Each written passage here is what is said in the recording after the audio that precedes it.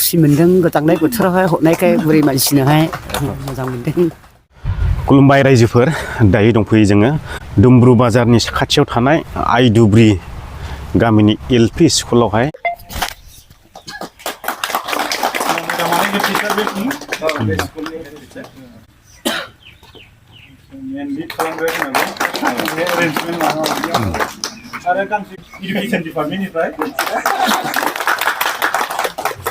सारमोनाथ' दिनैहाय नैबे आइदुब्रि एलपि स्कुलावहाय कम्बल राननो थाखाय थामथियारि जादों।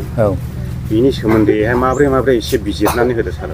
जोङो दिनै आइदुब्रि एलपि स्कुलाव बेंटल कलेजनिफ्राय सफैनानै जोंनि कलेजनि जानानै जोङो अनसुंथाइ होनो फैदों। सिगां नोंथांमोननि मिडियाखौ साबायखर बावग्रोनाय थाबाय आरो बेजों लोगोसे जोंनि बेंटल कलेजनि प्रिन्सिपाल सार आरो डिपार्टमेन्ट अफ एजुकेसन बिथांमोना दिनैहाय IQAC जों कलाबरेसन लानानै नैबे कम्बल राननाय प्रग्रामखौ लानाय जादों। दा बे कम्बल राननायाव जोङो बुंथिनो गोनांदि जोंनि बेंटल कलेजआ गोबाव समनिफ्रायनो गोबां इनिशिएटिभ लाबोदों आरो सानो जोंनि फोरोंनाया जोंनि कलेजावल' लोब्बा लानानै थोआ।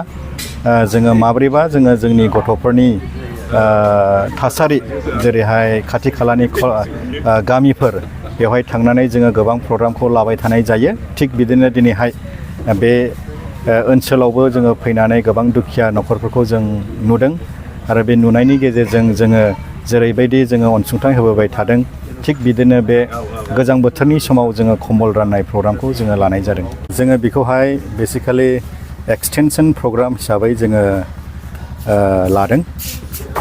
बेवहाय जोङो डिस्ट्रिबिउसन अफ ब्लेंकेट टु द पुर एन्ड निडि लिरनाय दङ बेनाराव। बेनो जाहैबाय गोरिब गुन्द्राफोरनो बे गोजां बोथोरनि अलखदाव कम्बल गांफा गोरिबनो राननानै माब्रै जों बिथांमोनखौ मदद होनो हायो जोंनि कलेजनिफ्राय। दा जोङो बेंटल कलेजनि जानानै गिबियावनो जोङो आवगायनिफ्रायनो बे प्रग्रामखौ जोङो लाबोबाय थादों। रिसेन्टलि दिनैहाय जोङो बे प्रग्रामखौ कम्बल राननायखौ लाबाय आरो थांनाय सप्तायाव थिग बिदिनो जोंनि बर' डिपार्टमेन्टआबो कम्बल राननाय प्रग्रामखौ लादों आरो थिग बिदिनो जोंनि पलिटिकेल साइन्स डिपार्टमेन्ट बिथांमोनाबो अन्थाइबारि ओनसोलाव गोरिब न'खराव थांनानै बिथांमोना 6 बिगासो गोरिबफोरनि माइखौहाय हानानै हैदों। बे प्रग्रामा जोङो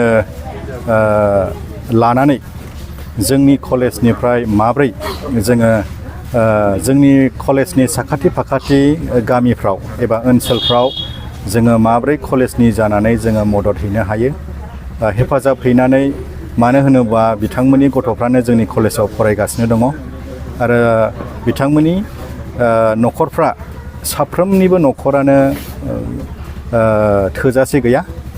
बेनिखायनो जोङो बे गथ'फोरखौ फोरोंनायजों लोगोसे माब्रैबा जोङो फारसेथिंजायबो जोङो थुलुंगा होनो हायो, मदद होनो हायो, अननाय बावनो हायो कलेजनिफ्राय। थिग बे थांखिखौ लानानै जोङो बे कम्बल राननाय प्रग्रामखौ दिनैहाय बे आइफवालि एलपि स्कुलाव लाफैनाय जादों। बिनि अनगायैबो गुबुन खामानिफोर मावलांबावगोन नामा? जोङो मावबाय थागोन आरो जोङो बे प्रग्रामखौ बोसोरफ्रोमबो मावनाय जायो। फैगोन बोसोरावबो जोङो माखासे गोबां अनसुंथाइखौ लाबावगोन, मोनफ्रोमबो डिपार्टमेन्टआनो लागोन। देग्लायबो मोनफ्रोमबो डिपार्टमेन्टआनो लादों आरो जोङो फैगोन बोसोरफ्रोमबो जोङो बे प्रग्रामखौ लानाय जायो।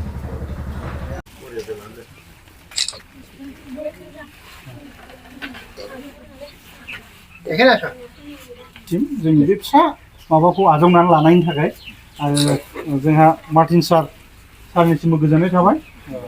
बेखौबो आङो जोंनि IQACनि कअर्डिनेटर मार्टिन सारनिफ्राय आजावनानै लानो थाखाय खावलायहरनाय थाबाय। गोजोननाय थाबाय। जोङो डिपार्टमेन्टनिफ्रायसो फिसा ना, माने खुनु माबाजों सोमोन्दो गैया, कलेजनिफ्रायसो जों दस्रा I request Afan sir to distribute the blanket.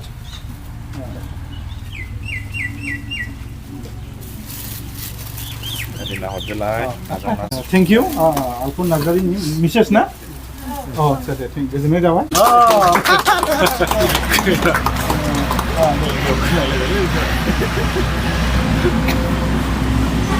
सिमरि Narzary thank you सो मादै थेंक इउ फनिखौ सार खावलायनाय थाबाय ओरैनो हरलाय आदै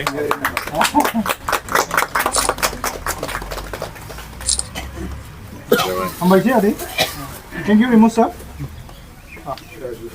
जोंहा जुलि बसुमतारी आयं माब्रै मोनदों कम्बल मोननानै मोजां मोनदों औ मा बुंनो सानो सारमोनखौ हामबाय होनो बेबायदि मोनफेरगोन ना मोनफेराखैमोन सिगाङाव मोनफेराखैमोन दिनै मोनबायना औ आयं माब्रै गोसोफ्राव सिंगुनाङा गोसोआव मोजां मोनदों खुसि मोनदों गोजांनाय बोथोरावहाय हरनायखाय बुरै मानसिनोहाय मोजां मोनदों सिगाङावहाय सोरबाफोर बेफोरबायदि होफैफेरदों ओहो होफैफेराखै मोनफेराखै दिनैसिमबो सारमोननिसिम मा बुंनो सानो दिनै सारमोना फैबाय अननानै अनबाय बिसोरो जोंखौहाय गोजांनाय बोथोरावहाय हरबाय बुरै हिसाबै नाम लानानै बिराद खुसि मोनदों